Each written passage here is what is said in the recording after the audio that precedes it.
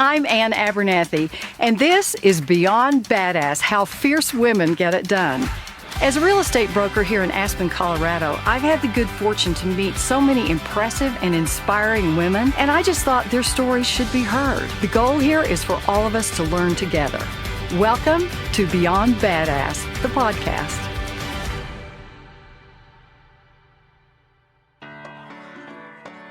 I've got a great guest today. But before we get to that, if you're thinking about selling your house and you want to be really badass about it, where do you begin? How about right here?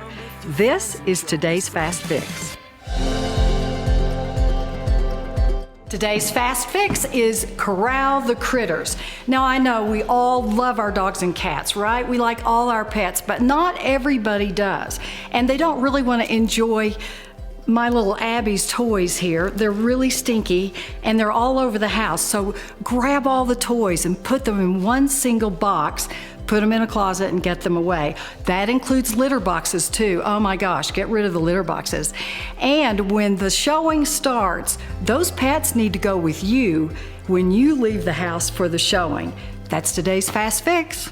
My guest today is Beyond Badass. She's a world-class veterinary surgeon, but she's done so much more. It's not like she just goes in and operates on dogs and walks out.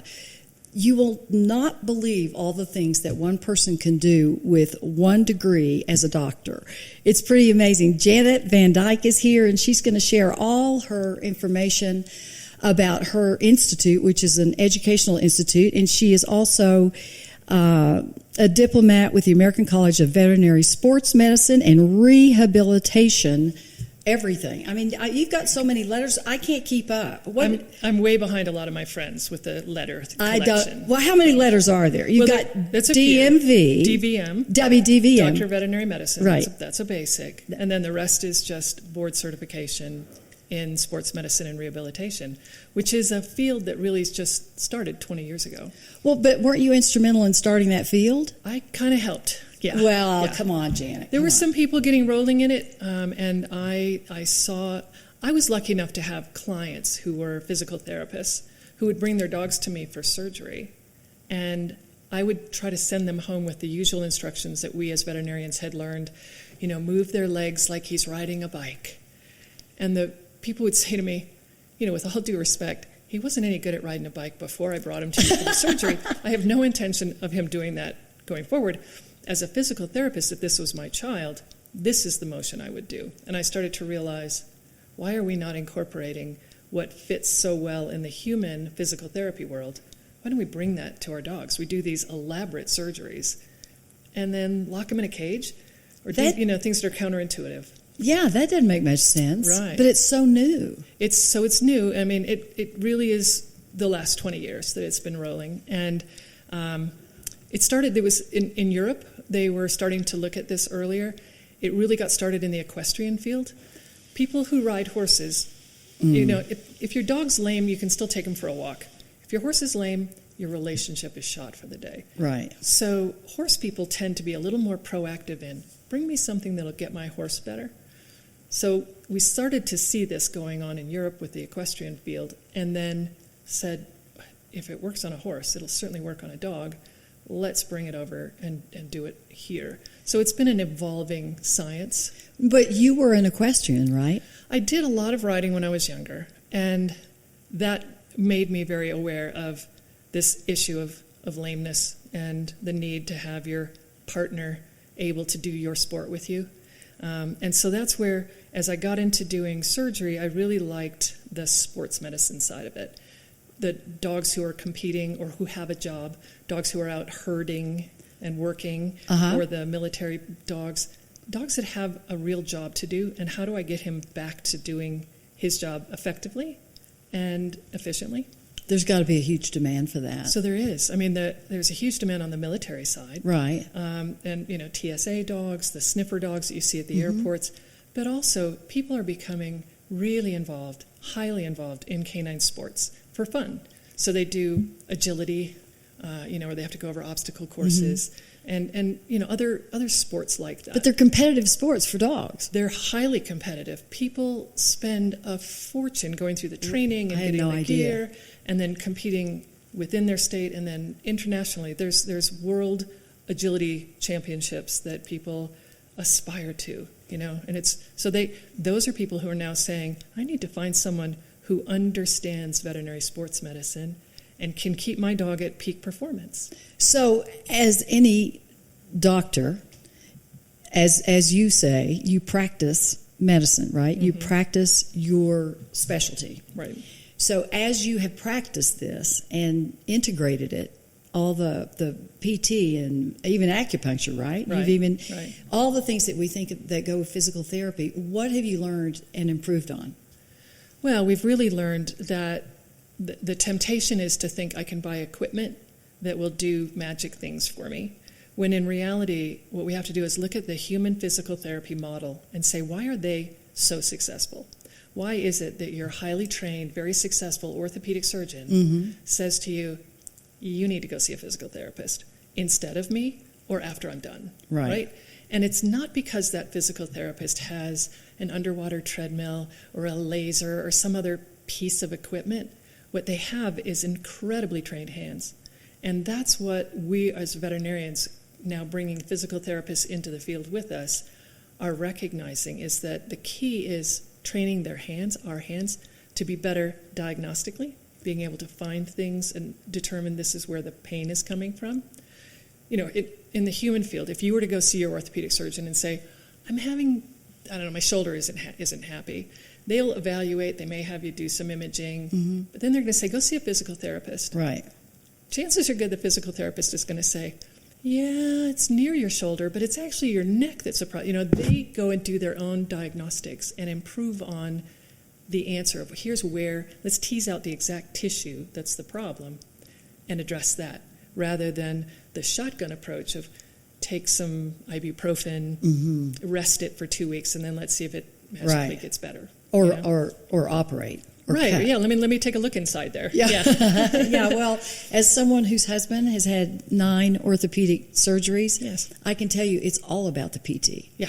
And a lady that I interviewed just before you today just had her knee done, and she goes to the same physical therapist. And I'm telling you, if that physical therapist leaves town, I think there'll be just a parade behind her, because Absolutely. she is the one who's put all these people back together in our very active, sports-minded community Right. as humans. Right. But I can imagine with your dog. So people are, the dog world is its own universe. Yes. Dog lovers, and I am one, and we've got our little Abby, and we just adore her. I have never seen such commitment to pets, particularly during COVID. Yeah. I mean, they were companion pets, and people will, I guess, spend anything, and they want every resource, right? Exactly. It gave a lot of people the opportunity to recognize, my dog is lame. So during COVID, we had a lot more people coming in and saying, I just realized the dog isn't quite right. Normally I'm out of the house 10 hours. I take her for a walk in the morning. I take her for a walk at night. Now they're with them all day and recognizing she's really giving me clear signs that there's something not great going on here. And it gave more people the opportunity to come in and recognize, with some physical therapy, some rehabilitation, we can get these kids back. A lot of the older dogs where people say, you can't get up the stairs anymore. And we say, give us a little chance here. Because really? Grandma couldn't get up the stairs either if she didn't go some physical therapy on a regular basis. So, and so we talk about the sports people a lot. But I think the most beautiful part of this field is the geriatrics. And getting people the chance to give their dog a whole new lease on life, literally. Just the ability to get up and move around better. And it's using techniques that are very simple, non-invasive to the dog, but gives it this ability to say, I can get on the bed again. I can do it, right? So this is what I find so funny. Just as we sat down, we were talking about a camping thing that you were planning that got canceled for a variety of reasons, and you were saying that you were having trouble with your cat. And I know that you're very attached to your cat, and you are the dog doctor. Yeah. So why don't you have a dog? Because I travel so much. During COVID, less so, which is why I went to the shelter to bring home a cat. I was just going to foster her.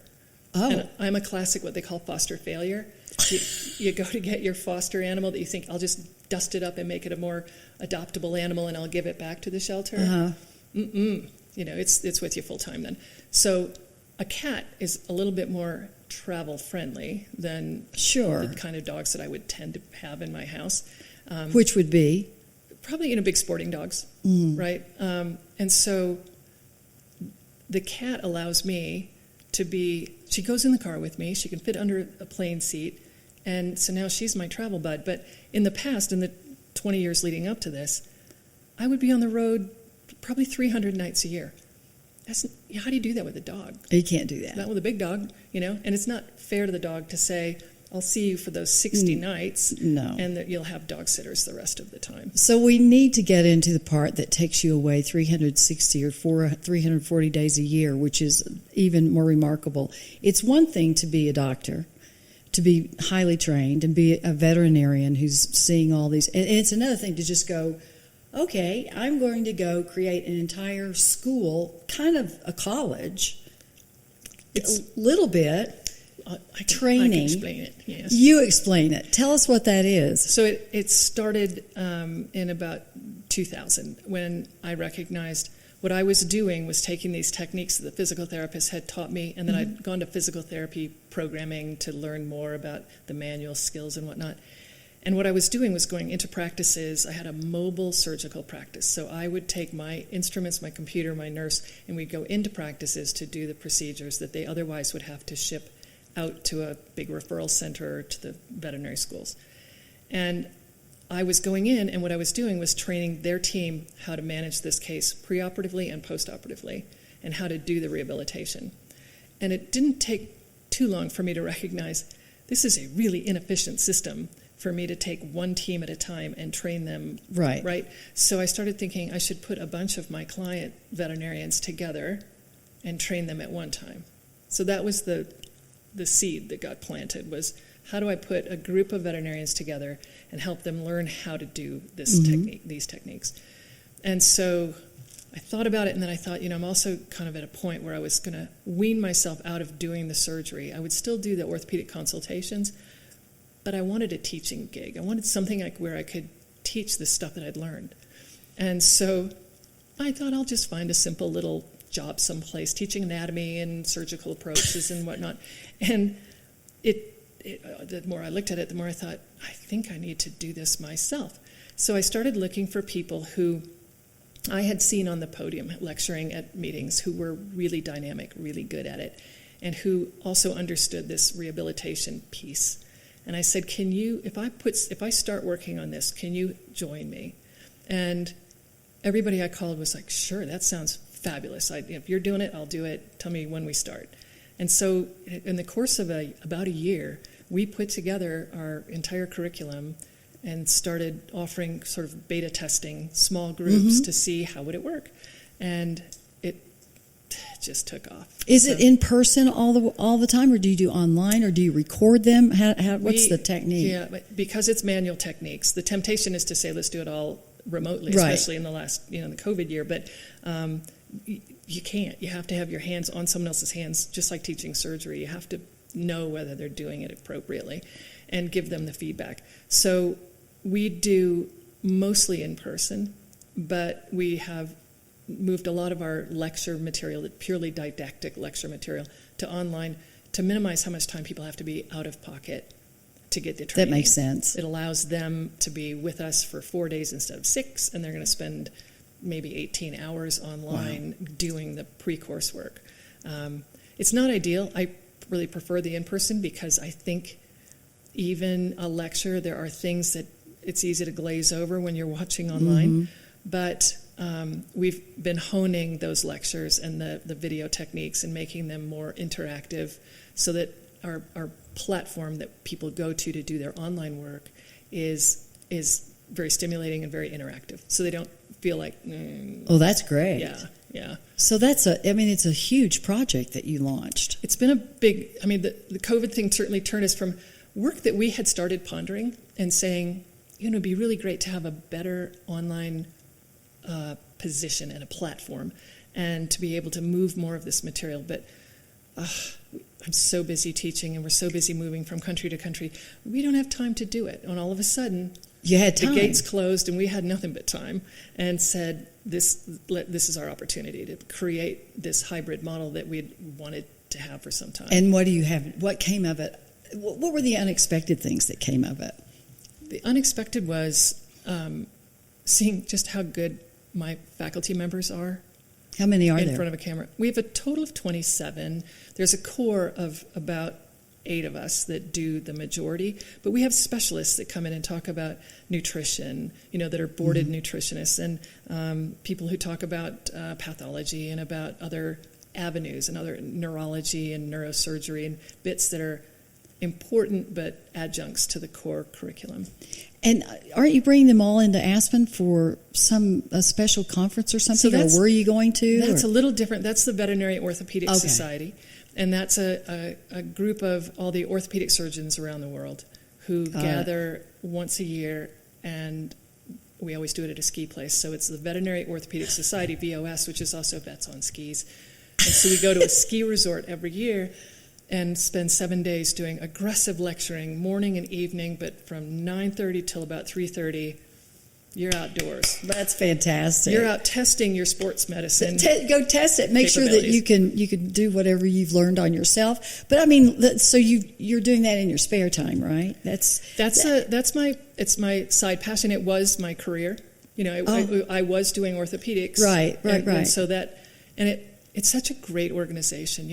Sometimes you'll be on boards or committees or volunteer work, and it's a lot of work. And then there's others where the group is so rewarding to be with, and that's true with this one. I adore it. So I was supposed to be off the board last year, and then they said, well, we're coming to Snowmass to do the big meeting, so can you help us just with logistics? Next thing I knew, I was like, all right, I'm in again. I'll just stay on board for a year. But it's such a delightful. The focus of the group is to get young surgeons to get their research done, to get their experience, to get their training, fund things that allows them to come to meetings like this so that they can interact and network and become part of our community. It's fantastic. And the beauty of it is we're graduating 90% women now. So in a field, I didn't know that. Veterinary medicine is going to the girls, badass girls. And with the surgeons, the orthopedic piece, if you look at the human side, it's pretty unusual to see a female orthopedic surgeon. Yes. But now we got 90% girls coming in, and a big part of my relationship with Veterinary Orthopedic Society has been to help empower the young women and get them not to be afraid to present their research. Because when you stand up and you look and all the board and the senior surgeons, it's a bunch of men, and they're men who wrote the textbooks. I mean, you recognize them; they're your heroes, and it's very frightening to present. Well, it's intimidating. Yeah. So my goal is to stand up and say to them, as the past president of this organization, I'm a girl. You can do this. Yeah. You can do this. Wow. Yeah. And they're responding. Obviously, they're responding. They're responding. I mean, there's some amazing young women and some amazing. I also, though, have 4 women ahead of me as presidents of this organization who are my role models. They are the picture of badass that did this before we had such a large cohort of women to choose from. So they were the trailblazers, really. The trailblazers. So what is it about, what drew you to this, not just the orthopedic side or the rehab and the integrated medicine part of it, but what drew you to be a vet to start with? Well, I come from a rather short family, and I was riding horses and assumed I too would be challenged in height, and thought at the time when I was really riding a lot, female jockeys were just starting to break into the market and do well. And so I thought, that's it. I'm going to be a jockey. This is going to be great. And by the 7th grade, I was 5'6", and I realized even the most talented jockeys who can afford to have a little extra weight are not 5'6". No. And I didn't see myself being able to maintain a body weight under about 110 pounds. Well, no. So I realized, can't be a jockey. Who else is at the barn? Who else is there taking care of the horses? And it was the vet. So I thought, that's what I'll do. And that's a not uncommon route for women to enter veterinary practice, is because you loved horses. Right. And dreamed of being with horses and want to practice on horses. When I graduated in 1981, it was a steel ceiling for someone wanting to do equine practice as a woman And I already had this passion. I realized there was something about the shiny instruments. I loved orthopedics. Equine orthopedics is a really tough field. I mean, that it does require a little brawn, and it does require clients that are willing to go that route with you. And in 1981, that wasn't going to happen. Wow. And so I saw that, and I realized, all right, I'll let the boys do the equine. I looked over and I thought, you can do some pretty cool orthopedics on dogs. I'll become a dog surgeon, and I'll ride for fun. I mean, how about What's better? Yeah. Then 20 years later, realized I don't have time to ride. I haven't been riding, but it's always out there as the goal to get back. Would you do that? Yeah, you have to keep that in the loop, right? Yeah, what kind absolutely. of what discipline? So I did eventing as a kid, and so that's a 3-day. It's like a triathlon, right? And loved it and would continue to do it. But as I got older, this happens to all of us. You start sensing, I don't know if I should put a third stride in before that jump, and your horse starts thinking, if you're concerned about this, I'm really concerned about it. I'm sensing this is not a good moment. Right. And so you start having those little stutter things, and you miss fences or stop, and also your brain starts to think, if I do hit that fence incorrectly, what's going to happen? That's going to leave a big mark, and it's going to take a long time to get better. Yeah. Whereas a kid, you just throw your heart over it. Sure, you don't even think. You're Oh invincible. no, kids are of course. Yeah.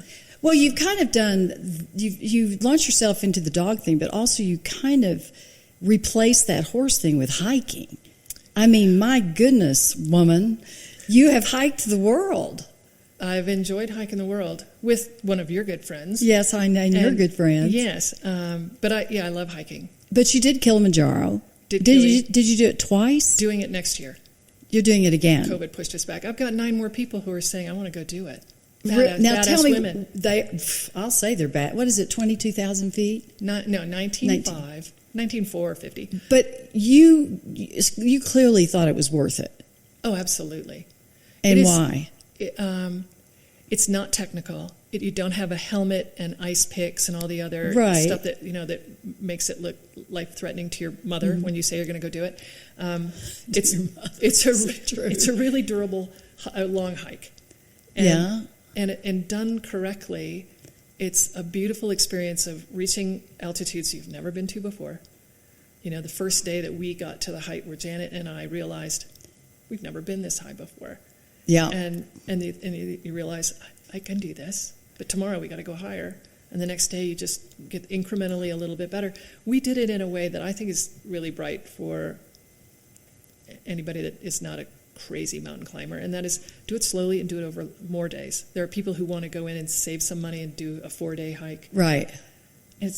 You're risking having the altitude issues that. I would. Much better to take the extra days, do it gradually, and it was it's a wonderful team building thing. We did it as a little bit of a fundraiser for a special needs school. So we had this little stuffed dog that came along with us who was part of the team. Oh, that's fun. And that got all of the guides and the guys who carry the gear, the porters.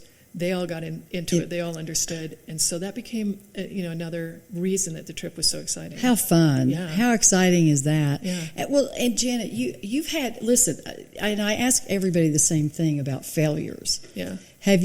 What failures have you had, and have you learned from them? And if so, what? I've had some. I'm not going to say epic failures. I've had. Probably I've been fortunate enough to have the realization that that's not a good idea. And so it's things where you've had to sort of restart the game plan. Right. But, like I say, I've been blessed. I've had some tragedies in my life, but not things that, where I've felt like, oh, I stepped in the yogurt horribly. I mean, we all have. We've all had our moments where you think, I wish I could take that back.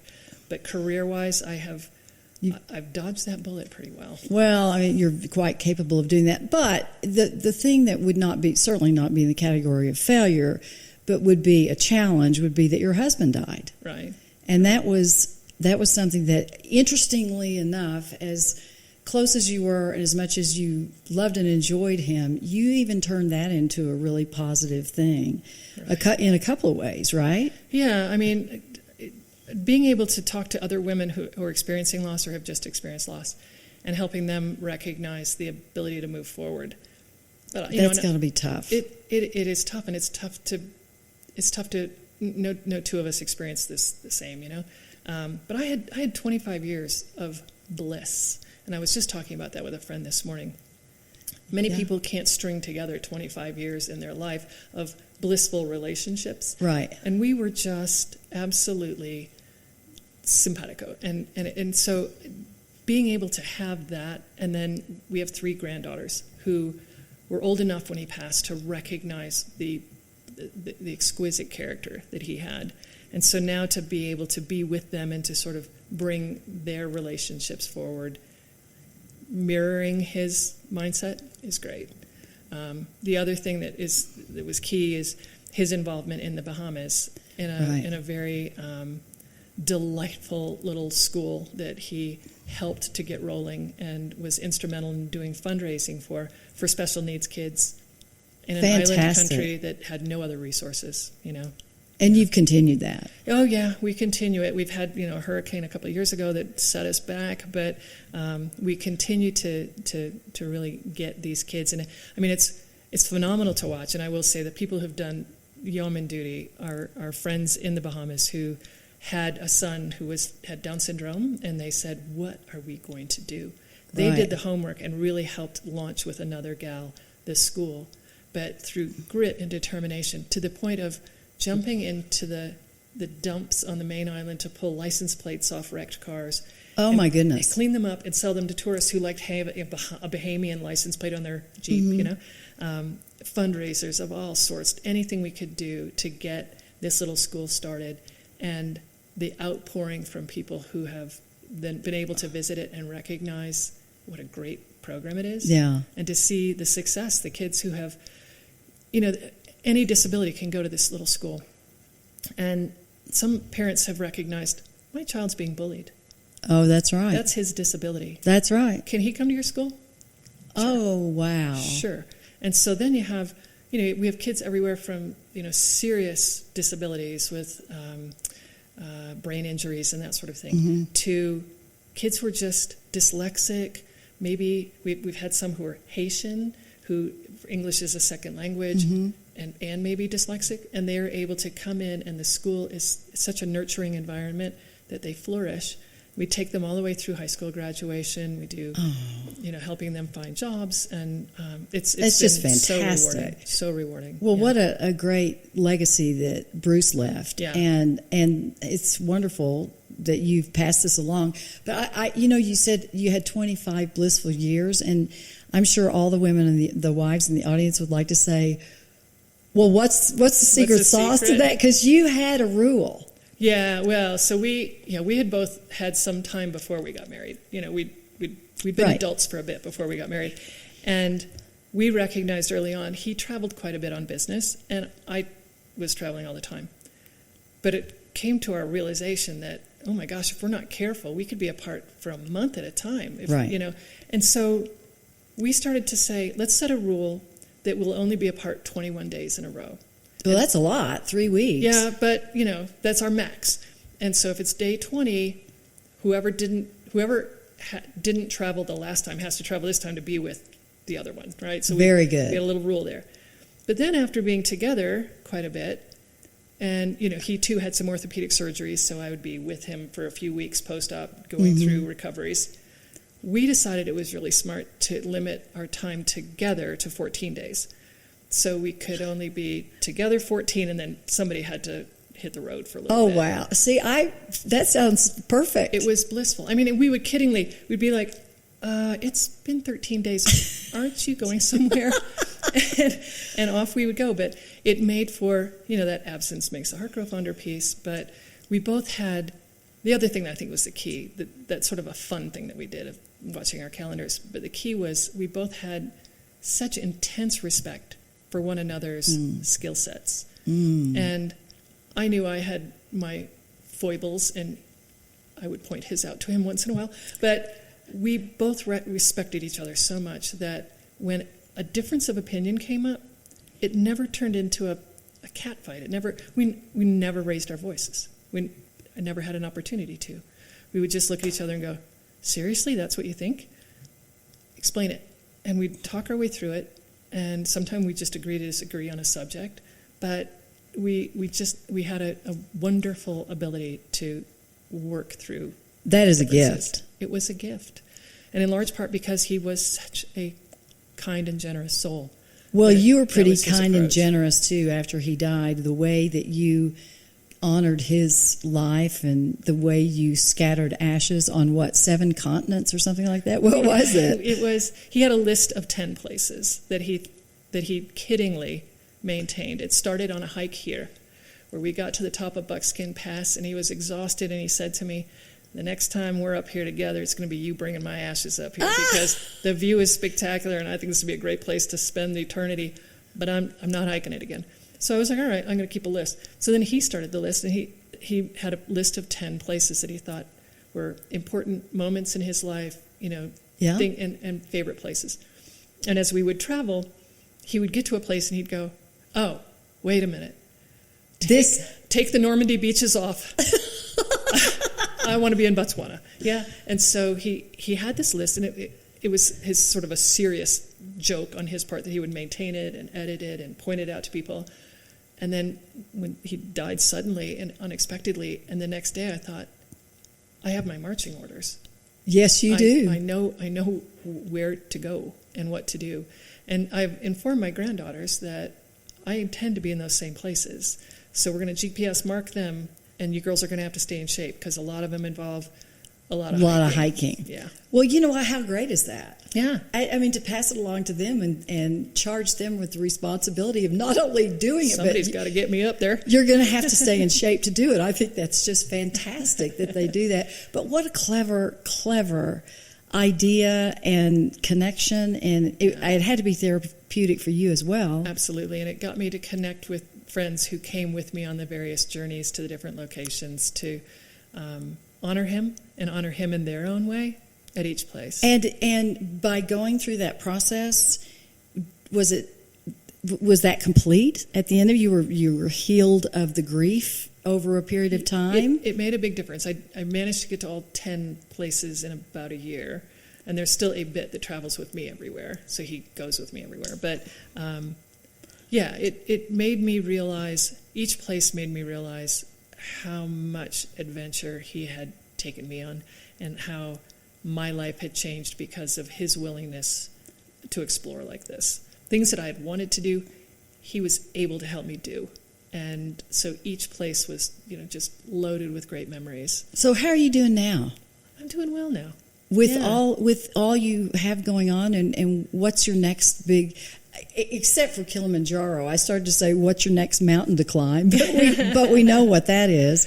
I think the next mountain for me is transitioning my business To adopting my child to someone else, and that's to sell the business. To sell it, yeah, and that's going to take some time. That is, it is my child. I've raised it for 20 years, and it has to be in the right hands.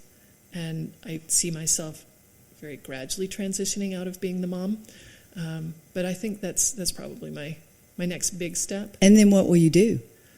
I will be back in the saddle a lot more than I have been in the last 25 years. I'll bet you will. Yeah. And I ask everybody kind of a question like this about what quote, do you have a quote that you love? I have a quote that I love, and it came from my mom.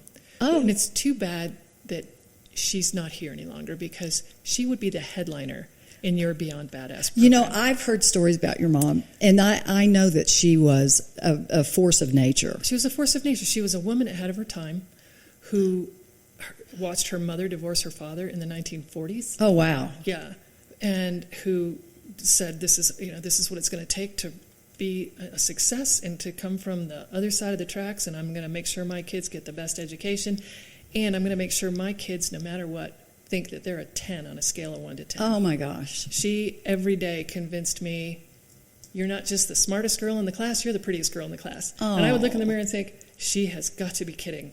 But I would go off and think, all right, well, my mom said I'm a 10, right? So she was that driving force. She was the one who said when I was finishing veterinary school and someone said you should pursue an internship in New York City, and I thought, are you kidding?